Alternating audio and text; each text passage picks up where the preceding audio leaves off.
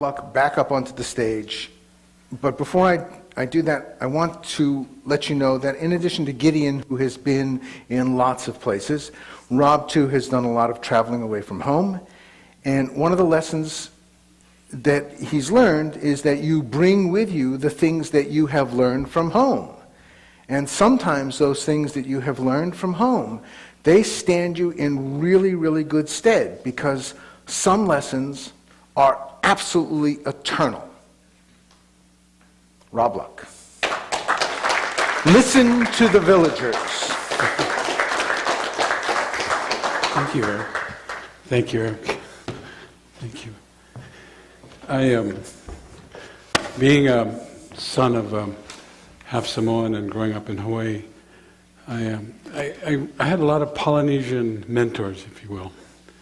And they taught me a lot of things, many of which I ignored.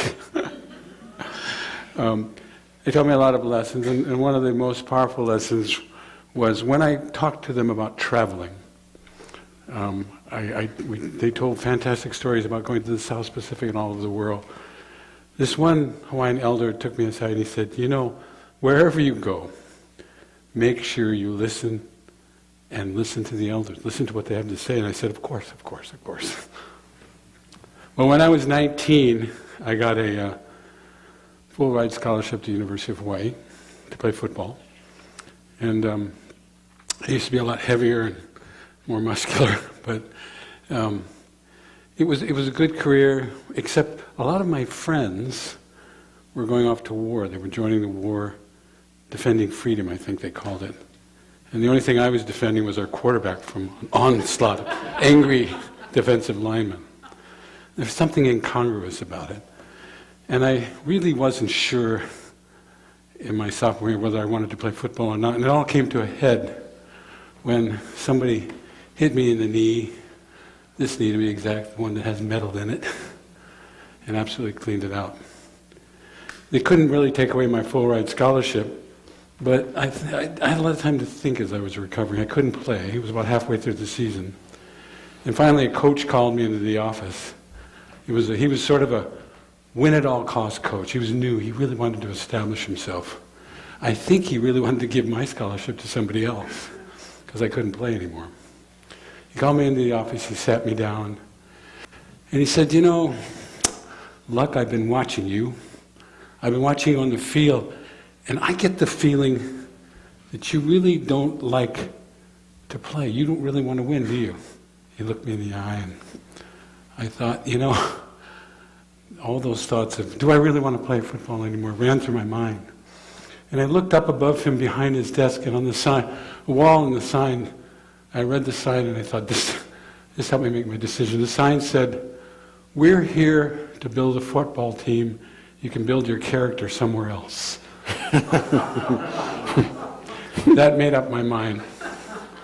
And I said, well, Coach, you know, the truth is, I really don't like hitting people. And he said, we have a problem.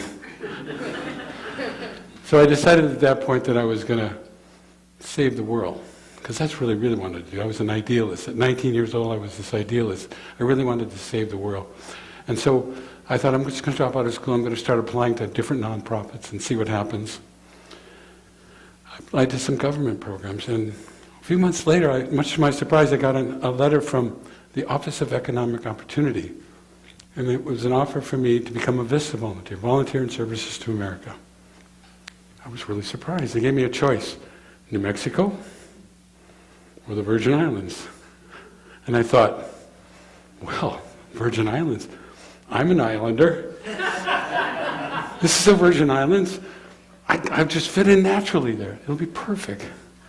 And so I traveled that 6,000 miles to the Virgin Islands. I didn't even know where it was. I had to look on a map to find out where it was. I was trained on the island of St. Croix. I was assigned to a small village, the village of Frederiksted. I worked there for a while. We had tremendous success there. We got a new sewer put in. We got new water pipes. I taught people that you couldn't really rinse dishes with the same water that you wash dishes with. People were getting sick and they couldn't figure it out. So I was so full of myself, I thought, this is really making a difference. I'm really making a difference in the world. And then, as luck would have it, I had to run back to Hawaii to take care of some family business.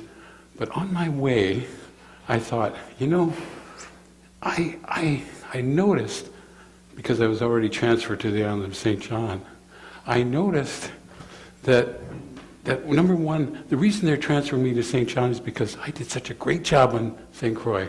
I was just so full of myself. They probably want me to go to St. John to do the same thing.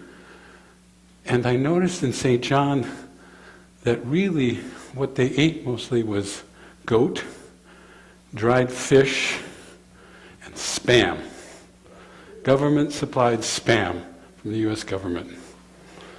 You know that scene in Fred Forrest Finding, what is it? Forrest Gump. That's it, Forrest Gump. That's it. I had Spam gumbo, Spam curry, fried Spam. I was so sick of it, and I thought, every day when I go to work in St. John, I bypass this beautiful pond, and there are fish in those ponds. I can see them. I can see the water. I know there's fish in there. I can't wait till I get back because I want to have some fresh fish.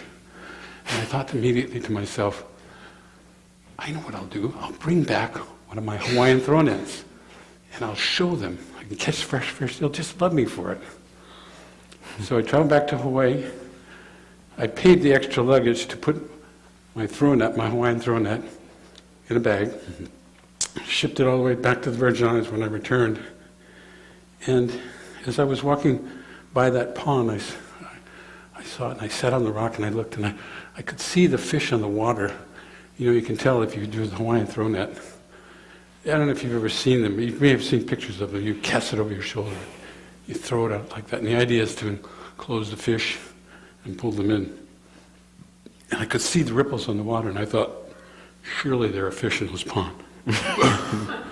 So I went to the village elder, and I said, why don't you go fishing? There's fish. He said, we don't fish there. And I said, what do you mean you don't fish there? There's fish in the water. He says, he's a man of few words. He said, no, just don't do it. Don't fish there. And I thought to myself, yeah, right. I brought this net all the way from Hawaii. And you tell me not to fish, and I know there's fish there. So I told him, I said, tell you what, Saturday morning, I'm going to show you how we do fishing in Hawaii with a net. And he said, don't fish there. Don't go there. So Saturday morning comes, I go down, and I swear half the village was there, honestly, including him. And he looked at me, and he said, don't do it. So, of course, I had to show them. Slung the net up my head, and you kneel down like this, and you throw part of it over, and then you throw the right arm out over the net. So I went, and I looked, and I could see the ripples in the water. And I thought, fish are all over it, I'm going to get it.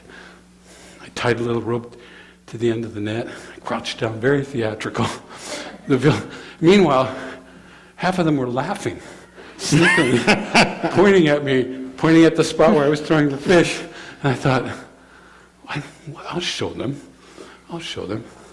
Bent down, I threw the net out. It was a beautiful throw, this beautiful oval. It spread out, and it landed in the weights, made it, and I was waiting for them to wiggle, but nothing wiggled. I thought, well, must be so loaded with fish, they don't have room to wiggle. So I started pulling the rope. Didn't come. Didn't come.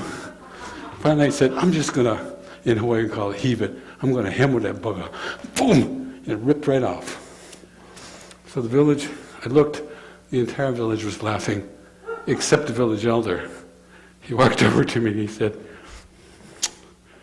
Rob, that was a mighty fine rusted car you just caught.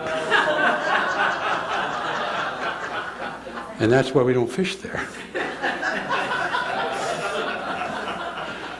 I think that was many, many decades ago, and I think probably there's still pieces of that net floating on that cinema.